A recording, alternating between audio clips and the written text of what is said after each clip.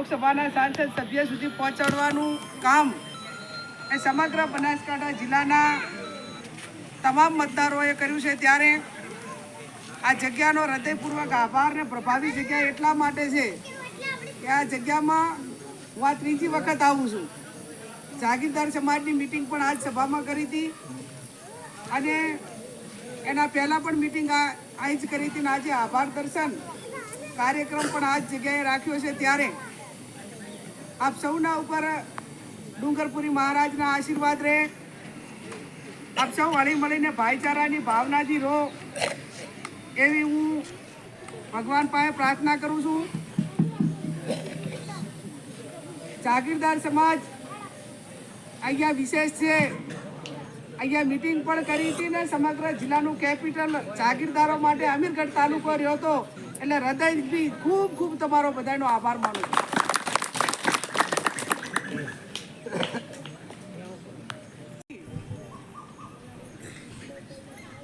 બીજા આપણા ઉમેદવારો લડ્યા, ખૂબ સારી રીતે લડ્યા, પણ દિલ્હીમાં શક્તિસિંહજી ગોહિલ બાપુ જ્યારે મને મેડમ અને રાહુલજી સાથે અને પ્રિયંકાજી સાથે મળ્યા ત્યારે મને પોતાને એટલો આનંદ અને ખુશ એટલા માટે થઈ કે જે જાગીરદાર સમાજે આખા જિલ્લાની અંદર કોઈ પણ પ્રકારની પરવા કર્યા વગર રાત દાડો મહેનત કરી એનો કોલર ઊંચો દિલ્હીની અંદર જાગીરદાર સમાજે કર્યો, એનું ગૌરવ પણ અમને સૌને બધાને ત્યારે આપણા સમગ્ર જિલ્લા વતી બાપુનો ને એમનો પ્રદેશ સમિતિનો ખૂબ ખૂબ હૃદયપૂર્વક આભાર માનું છું। 18 આલમને 36 કોમે મજૂરી કરી હોય, લીડરશિપ જ્યારે ચૂંટણી લડતા હોય ત્યારે બધા જ વિસ્તાર પ્રમાણે આગેવાનો લડતા હોય, પણ પરિણામ આવ્યા પછી એને સેનાપતિ એનું ગૌરવ સેનાપતિને મળતું હોય છે। એટલે શાહી સમય ઉપર તમે સૌએ તમામ સમાજોએ બાપુના હાથ મજબૂત કર્યા છે। ત્યારે ભાઈ શ્રી ઠાકરસિંહભાઈએ કહ્યું એ પ્રમાણે કે તમે તમારું કામ ખૂબ લાગણીભેર અને કોઈ પણ પ્રકારની અપેક્ષા રાખ્યા સિવાય તમામ સંસાધનો સામે તમે લડ્યા છો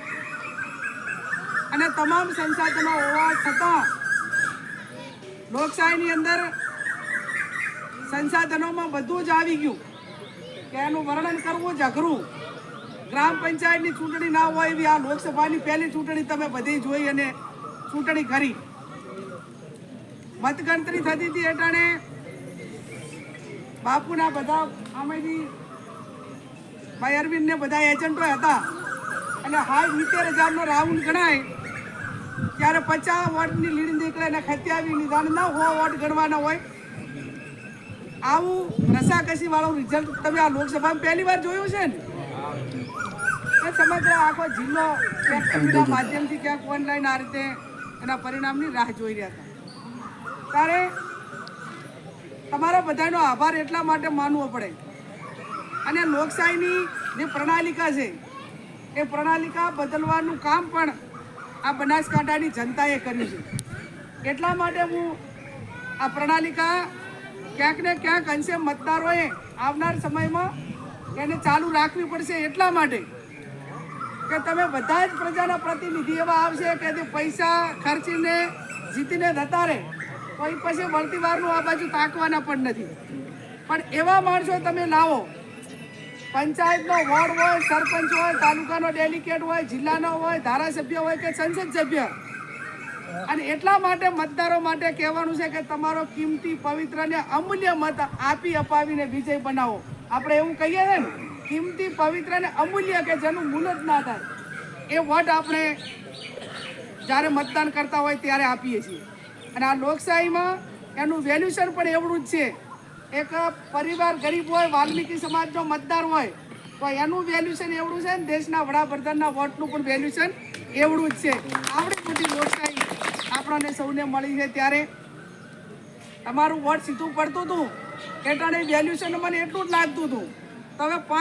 5 વાર કામ કરવા માટે પણ તમારા વોટનું વેલ્યુશન અમારે એ રીતે જ ગણવું જોઈએ કે કોઈ પણ ધારાસભ્ય હોય કે જિલ્લા પંચાયતનો સભ્ય હોય કે સંસદ હોય એ એટલો જ હકદાર કામ કરાવવા માટે છે ને ઓલું મત એક આવ્યું એનો પણ એટલો જ હકદાર છે। એટલે કોઈ વચ્ચે કોઈ કાંઈ કે ના કે તમે એને જાતે કામ કરાવવા માટે તમારો સ્વતંત્ર અધિકાર છે। અને એ પ્રમાણે કરજો. કોઈની વચ્ચે લાગવગની જરૂર નહીં પડે મારા પૂરતી. અને હું ક્યારેય એવું નહીં કહું કે ભાઈ તમે કોને આને લાયા ને કોને કેવડાયું ના કેવડાયું. હું વોટ લેવા આવી ત્યારે સીધા તમે બધે આપ્યા છે. અને કામ હોય તો મારાથી જે બનતું ટાપુ અમારો જે મોવડી મંડળ બધા જ આગેવાનો સાથે રહી અને તમારું યથાશક્તિ ટાપુ કરીને તમારું ઋણ અમારા ઉપર છે એ ઉતારવા માટેના પ્રયત્નો પૂરેપૂરા કરશું. ત્યારે આવનાર સમયમાં આપ એવું રાજકારણ એવા પ્રતિનિધિ મેં કીધું એમ લાવો કે સરપંચ તમારે ચૂંટવો હોય ને તો સારો માણસ તમે બધા સામેથી. હવે લોકશાહીની આખી સિસ્ટમ બદલી ગઈ છે. કેવી એને હવે રાજકારણને મારે આ ટીવીના માધ્યમથી મીડિયાના માધ્યમથી આ કદાચ એમને કદાચ ચલાવશે જાવું પણ ના ચલાવો તો સારું છે. એક સિસ્ટમ જ એવી થઈ કે ચૂંટાવું એટલે તો આમ કંઈક મેળવવા માટે કંઈક પેલા કરવા માટે સેવા માટેના સેવાના ભાવાર્થે 5-25 રૂપિયા ઘરના ખર્ચીને સમાજ સેવા કરવી છે, લોકોની સેવા કરવી છે. એ સિસ્ટમ હતી એમાં ક્યાંક ને ક્યાંક હવે થોડીક ઉણપ આવવા મળી અને એ ઉણપ ના આવે એના માટે કરીને પ્રણાલિકા પાછી લાવવી પડશે. એટલે મારો કહેવાનો અર્થ એટલો જ છે કે તમે કોઈ સારા માણસને સામેથી ઊભો રાખવો પડે અને એને મફતમાં મદદ કરવી જોઈએ. જો તમે એને મફતમાં મદદ કરીને જીતાડો તો મફતમાં ટાપુ કરવાના હકદાર બનો કે ના બનો. પણ આપણે ચૂંટણી વખતે પછી કાંઈ બાકી જ ના રાખ્યું હોય તો ઓલા કંટાળી ગયો હોય બધું તો નોંધાય મગજમાં એન્ટ્રી હોય જ કે ભાઈ કોણે શું કર્યું એટલે કંટાળો હોય એટલે ના બોલે તમે કોઈ એમ હવા વી પણ પછી એ દેવા હાથે તેવા જ હોય તો કે ખાલી આમ નજરઅંદાજ કરે એટલે સમજી લેવાનું આ હારા વાટ નથી. અને આપણે ક્યાંક ને ક્યાંક લોકશાહીના ઓલામાં આપણે ક્યાંક ને ક્યાંક જે એક એને જીતાડવા માટે મદદ કરવામાં જે સિસ્ટમથી ક્યાંક બરોબર ચાલ્યા નથી. ત્યારે આપ સૌને ફરી પણ મારી વિનંતી છે કે આવનાર જિલ્લા તાલુકા પંચાયતની ચૂંટણી હોય, સંગઠન હોય, એમાં સારી રીતે સારા ઉમેદવારો, નોન કરપ્ટેડ, પાર્ટીની મર્યાદામાં રહે, મતદારો જોડે વિશ્વાસઘાત ના કરે અને લોકોનું નાનામાં નાનું કામ હોય તો એ કરવા માટેના એનાથી પૂરેપૂરા પ્રયત્ન વિના મૂલ્યે કરે એવા માણસો કે આવનાર સમયની અંદર લાવીને એને જીતાડવા માટેના પ્રયત્નો આપણે સૌએ સહારા કરવા પડશે. કેમ કે એક આખો મોટો સુખી સંપન્ન આખો એક ભાગ છે અને એક આપણો મિડલ ક્લાસ છે. હવે મિડલ ક્લાસને ટકી રહેવું હોય તો તમારી ઈમાનદારી સાથે ઈમાનદારીની વ્યાખ્યામાં રાખશો તો જ એ ટકી કહે છે ને તમારું નાના મોટું ટાપુ કરી કહે છે. ત્યારે આ ચૂંટણીમાં અનેક પ્રકારની અડચણો સામે, અનેક પ્રકારના સંસાધનો સામે, અનેક પ્રકારની મુશ્કેલીઓ સામે આપણો ભાઈ અમીરગઢ તાલુકે પહેલી વખત આવડી મોટી લીડ આપીને તમે મામેરું ભર્યું છે એ બદલ કુવાસી તરીકે ખૂબ ખૂબ હૃદયપૂર્વક તમારો આભાર. હમણાં ભરતસિંહજી કે આપણે જેઠી ભૈરવ દાદાના દર્શન કરવા જ આવવું છે અને કે અહીંયા પ્રસાદીની વ્યવસ્થા કોણ કરશે. મેં કીધું મને હમણાં જ બધાના ફોન આવતા હતા કે હમણાં નવા 20 જેટલા સ્ટેન્ડ આપ્યા છે. પેલાનો શું સ્ટેન્ડ કહેવાય, શું કહેવાય એને ભાઈ દારૂ એટલે ભાઈ ઠાકરજી શું કહેવાય અડા કે સ્ટેન્ડ શું કહેવાય એને ભાઈ આટલા કે હમણાં કે નવા આ મેન હાઈવે ઉપર 20 જેટલા દારૂના સ્ટેન્ડ એ હાલે છે તો કીધું આપણે પ્રસાદી જેટલું નહીં મળે બી આગા ઉડા કરો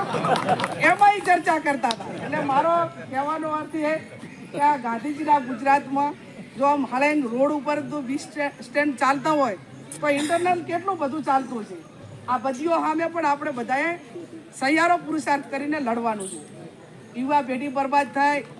નાના નાની બહેનો વિધવા બને, પરિવાર આખા વેર વિખેર થાય, એ જવાબદારી આપણે સૌને ચિંતા કરવી પડશે.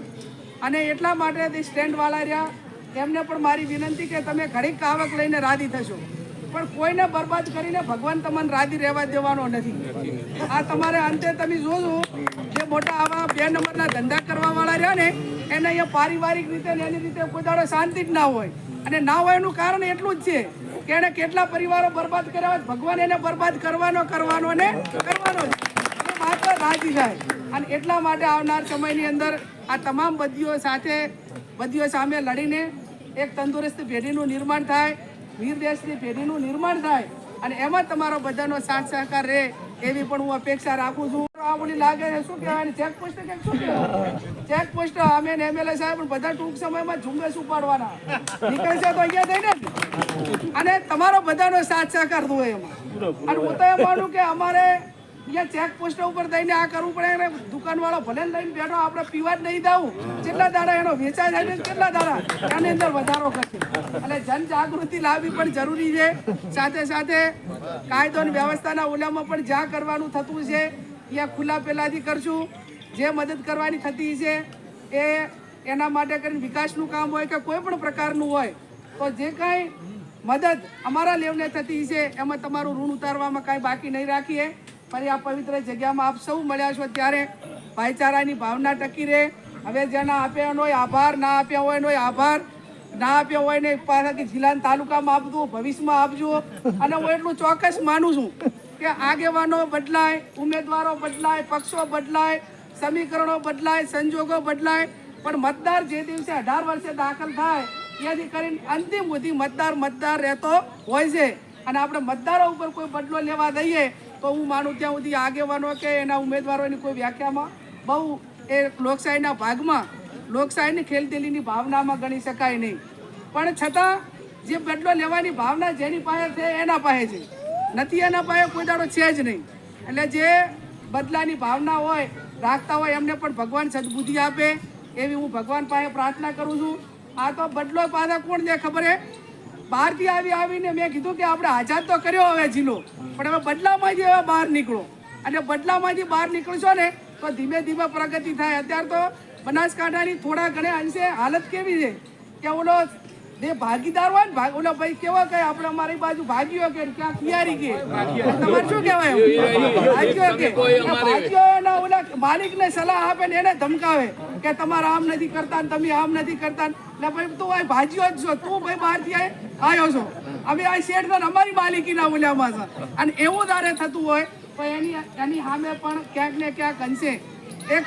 જવાબદારીપૂર્વક એક લોકશાહી ઢબે આપણે જે લડાઈ લડવાની છે એ ક્યાંક અન્યાય કરતા લોકો સામે પણ આ રીતે લડવા માટેની જરૂર છે આપ સૌ આવી મોટી સંખ્યામાં હાજર રહી અમારું સન્માન કર્યું અને મામેરાની માતર પણ તમને બધાને કહીને ગઈ હતી એટલે લઈને આવીશું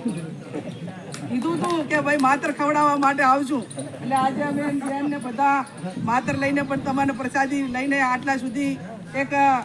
મીઠું મોઢું કરાવવા માટે આવ્યા છીએ ફરી જ્યારે કોઈ પણ નાના મોટું ફંક્શન હોય કોઈ કાર્યક્રમ હોય કાયમી મારી પોતાની મહિનાના ત્રીજા શનિવારે પાલનપુર કોંગ્રેસ કાર્યાલય ખાતે હાજરી રહેશે અહીં આપણા આગેવાનો હોય એના સુધી કોઈ નાના મોટી વાત હોય તો પહોંચાડજો મને ડાયરેક્ટ ફોન કરજો આભાર માનું છું બોલો